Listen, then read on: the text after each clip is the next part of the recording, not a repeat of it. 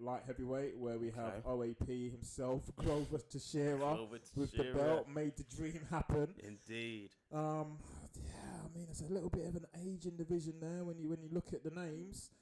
What we thinking? What's next? We've got obviously Jan Blachowicz. Yeah, it's true. There's only one name who will be the light heavyweight king in 2022. His name is Yuri Prohaska. You go. Yeah, by far. Yuri? If he steps into the ring with Glover, I love Glover, but he ends him within 2 rounds. Wow. He ends him. This guy, I've not seen a talent like this in light heavyweight since John Jones.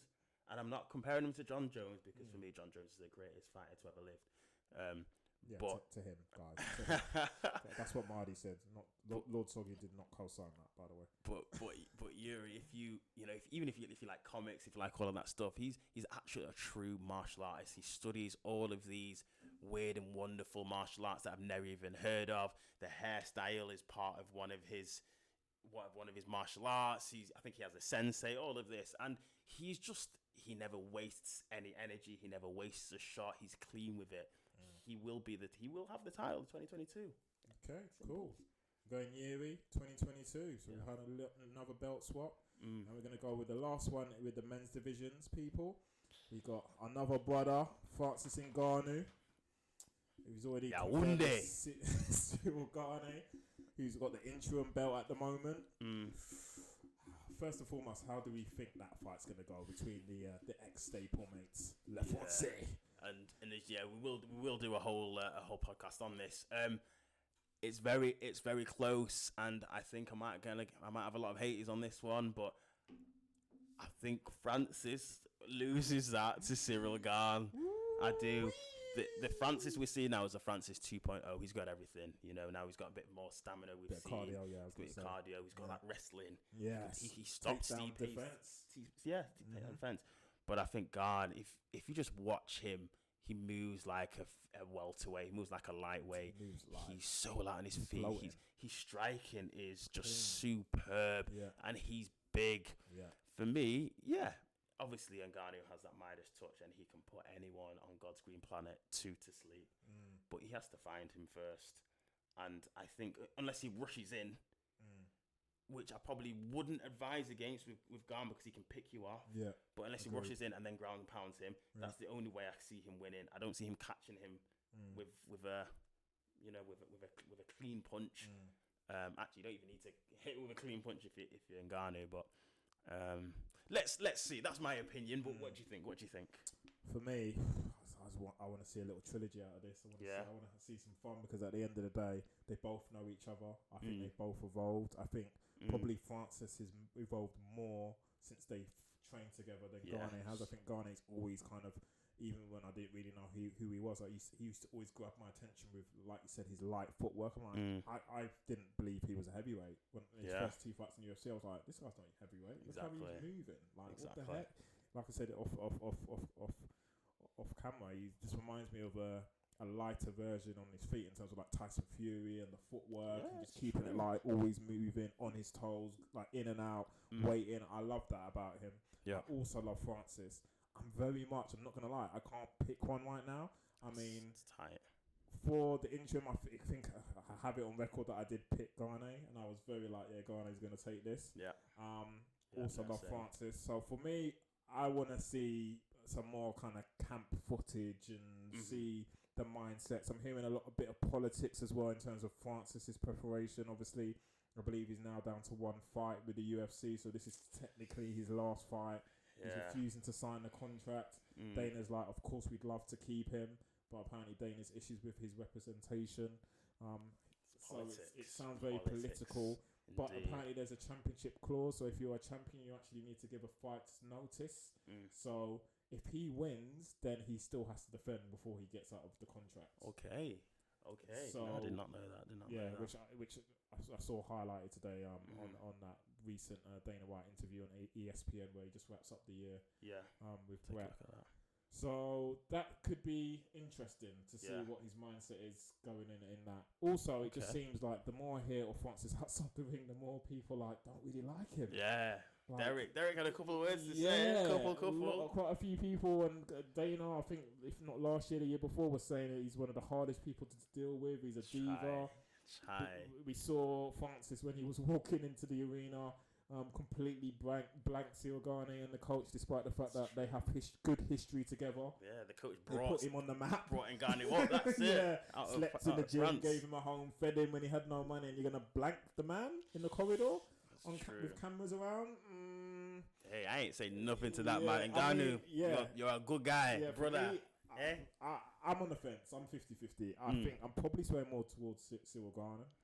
But that one punch power, like you said, it doesn't need to be clean. That can graze your earlobe. Yeah. You're potentially going dizzy from that. Exactly. You're waking up in 2023. Honestly, simple. Absolutely terrifying power.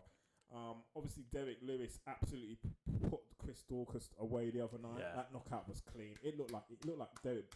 I feel sorry for Derek because I don't think he's ever going to get the belt, but he's by far the best of the rest. Like when you terms of best of the rest after Ghana, after the top three, after Stipe. After Stipe, yeah. For me, then it's Derek Lewis, and then there's no one else. Like if Derek Lewis fights anyone who from like four, he's number 3, 4 downwards, he's finishing them, he's starching them. We will do a one to watch in 2022. UK, Northwest, Manchester lad, or just outside Manchester, Tom Aspinall. He's got a few fights to go. I've seen him, But he looks exciting. Yeah. He looks exciting. Is he heavyweight? He's heavyweight. Is he? He looks excited. He's heavyweight. Oh, and he looks excited. But he's got a few, 3-4 fights before you can even talk about him in that sense. But I think he's ranked number 10 or so. Interesting. Also, you've got, and me and APL talked about this the other day, about Tom Aspinall. Number 10, Spot on. About Bam Bam. Ty. Russell. Oh, that'd be a fun fight. It'll be Tom versus Ty. I'd like to see that. Oh, I like that. But I like both of them. Yeah. When we said you want to keep them away a little bit. I want to keep them away. Yeah. I don't like the people I like to fight. I do like Ty's development this year though, because for me he didn't really look like I didn't feel like he was making a run. If that makes sense. He just seemed to just be there, almost like a bit of a character. Yes. Where now I think this year he's kind of cemented that. Now he's 11th. That you know what? Now he's you know what? Yeah, I'm about this life now. I'm about this life. For me, he's not one to be played around with. Exactly. And APL put the question to me the other day. He said, "Do you actually consider him to be a title contender?" How young is he? I think he's quite young. He's quite young for heavyweight as well. I'd say maybe mid to late 20s. Okay. So he's got a lot of years ahead of him. Exactly, but he's got a long way to go. I won't want to say now. I won't want to put anyone against that in that top 5. But get him a few more wins, get him a few more fights. Definitely. A few more shoeys. Definitely. So who are we going with heavyweight strap in the 2022? This might be the most difficult, I think. We haven't even discussed Stipe. How dare we? Oh, Stipe, my Still word. Stipe there, the greatest heavyweight ever. Who some believe he's going to make another one for it. I'm not too sure about, but I think he will. I think he comes back, and it all depends what happens with John Jones. Here we go. Yeah, John Jones. Have you seen the state of John Jones? The way he looks at the moment in time. The guy he's taken time to put on that weight. When he picked up the woman, or when he dropped the woman? He's got a deal. He's got a deal. That's called money talks. He's got a deal. Let's move past that. Deal. Okay. The skill set of John Jones heavyweight. Oh. Okay, so it's almost like in I forgot what game it is, but if you put people against each other, they could all beat each other. For me, I think Stipe is a bad matchup for Gane. I think Gane is a bad matchup for Ngannou. I think Jones is a bad matchup for Gane, and I think Jones is and Francis is a bad matchup for Jones. It all worked it's weird, but I think if Jones can come back, these guys are. I don't know actually. These guys are big dudes. I know he's taking his time, and I think I've said it in an early video. My problem with John Jones is, and I know he's working his arse off from what I can see, But mate, those skinny legs at heavyweight are gonna get snapped. Forget about with one leg, let alone the power of the punches. He's had these skinny legs for a light heavyweight. But at heavyweight, and look what he's done. No, it's a different level. At 260 pounds, mate, he's faced DC twice. Was it 3 times? He's faced DC twice. DC, he knows that. Cyril Gane can kick. But Jones is not going to have a problem with leg kicks. Forget about what his legs look like. Jones is not having an issue. You think he can handle it at heavyweight? You think he can take a full-on Ngannou truck hitting him in the face?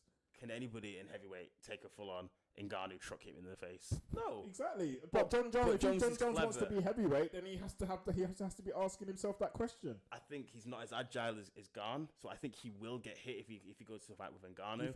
In terms of Cyril Gane versus John Jones, who are you picking on that?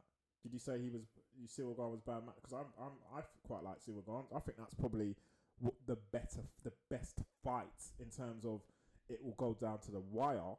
I think the skill sets of those two against each other will be magnificent for a fight to watch. From observation. I'm not saying for me that will probably be. It won't be a knockout, but it will be an absolute technical war. That'll be probably the best heavyweight. Technically, the best heavyweight fight that we'll see. Did Jones, you say that he was a bad match? Jones is a bad matchup for Gane. Jones beats him. Yeah, Jones beats him. The whole skill set. He'll take him to the ground. It'll be a war. They'll all be bloody, but. Oh, actually, now we're adding Steve and Jones back into that picture. I have no comment in the heavyweight division how that will look like in 2022. I don't know. I'm going Cyril. I'm going to put it out there. Yeah, going Cyril. Yeah.